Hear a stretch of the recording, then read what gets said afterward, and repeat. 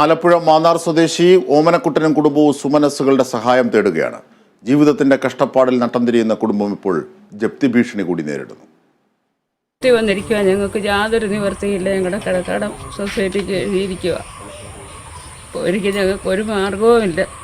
3 വർഷത്തോളമായി ശ്വാസമുട്ടലിനെ തുടർന്ന് തൊഴിൽ ചെയ്യാനാവാതെ കഴിയുകയാണ് മേസ്തിരി പണിക്കാരനായ കുട്ടമ്പേരൂർ ഓമനക്കുട്ടൻ. ഭാര്യ സുകുമാരിയും വാഹനാപകടത്തെ തുടർന്ന് ഇടതുകാൽ നഷ്ടപ്പെട്ട മകൻ വിനോദ് കുമാറും അടങ്ങുന്നതാണ് ഓമനക്കുട്ടന്റെ കുടുംബം. യാതൊരു നിർവാഹമില്ല. ഇപ്പം നമുക്ക് അടയ്ക്കാൻ വിമോനെയും കൊണ്ട് നമുക്ക് തിരുവേണ്ടിയായിട്ട് പോകാനും ഒക്കുന്നില്ല, ബുദ്ധിമുട്ടില്ല. പല വലിയ പ്രശ്നങ്ങളാണ് നമുക്ക് ജീവിതത്തിൽ വന്നിരിക്കുന്നത്. 5-6 വർഷമായിട്ട് വയ്യ, ശ്വാസം മുട്ടലായി, ജോലി ചെയ്യാൻ വയ്യാതായിരിക്കുക. മോനായിരുന്നു ഞങ്ങളെ സംരക്ഷിച്ചുകൊണ്ടിരുന്നത്.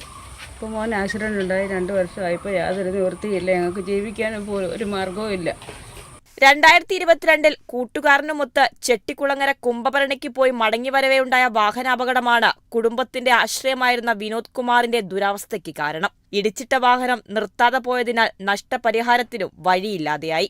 അപകടത്തെ തുടർന്ന് വണ്ടാനം മെഡിക്കൽ കോളേജിൽ 2 ശസ്ത്രക്രിയകൾ നടത്തിയെങ്കിലും മതിയായ ചികിത്സ ലഭിക്കാതെ വന്നതോടെയാണ് കാൽ മുറിച്ചു മാറ്റേണ്ടി വന്നതെന്ന് വിനോദ് കുമാർ പറയുന്നു. പട്ടിണി കിടക്കാതിരിക്കാൻ സുകുമാരി വീടുകളിൽ പോയി ജോലി ചെയ്തും മകൻ വിനോദ് ചൂലുണ്ടാക്കി വിറ്റും കോഴി വളർത്തലുമായാണ് ഓരോ ദിവസവും ഇവർ തള്ളി നീക്കുന്നത്. ജീവിതത്തിന്റെ കഷ്ടപ്പാടിൽ കഴിയുമ്പോഴാണ് ബാങ്കിന്റെ ജപ്തി നോട്ടീസും എത്തിയത്. ഇപ്പോൾ കാലം മുറിച്ചു മാറ്റേണ്ട അവസ്ഥയാണ്. ഷുഗറും കാര്യങ്ങളൊക്കെ വന്ന് ആശുപത്രി കിടന്ന് കാലിപ്പടുത്ത് മുറിച്ചു മാറ്റേണ്ട അവസ്ഥയാണ്. ഇപ്പോൾ യാതൊരു മാർഗ്ഗമില്ല ജീവിക്കാൻ. അതിൻ്റെ ഇടയിലാണ് ഈ സൊസൈറ്റിയിൽ നിന്ന് ജപ്തി നോട്ടീസ് വന്നത്. ജീവിക്കാൻ വേറൊരു മാർഗ്ഗം ഇല്ലാത്തതുകൊണ്ടാണ്. EMS ഭവന പദ്ധതിയിൽ ലഭിച്ച തുക വീട് നിർമ്മാണം പൂർത്തിയാക്കാൻ കഴിയാതെ വന്നു. കുട്ടമ്പേരൂർ സർവീസ് സഹകരണ ബാങ്കിൽ നിന്നും വായ്പ എടുത്തത് കുടിശ്ശിക വന്നതോടെ ബാങ്കിൽ നിന്നും പലവട്ടം നോട്ടീസ് വരികയും അദാലത്തിൽ തീർപ്പാക്കാൻ കഴിയാതെ വന്നതോടെയാണ് ജപ്തി നടപടികളിലേക്ക് എത്തിയത്. കിടപ്പാടം നഷ്ടപ്പെട്ടാൽ നടക്കാൻ കഴിയാത്ത മകനെയും രോഗിയായ ഭർത്താവിനെയും കൊണ്ട് എങ്ങോട്ടു പോകുമെന്നറിയാതെ സുമനസ്സുകൾ സഹായിക്കുമെന്ന പ്രതീക്ഷയിലാണ് സുകുമാരി.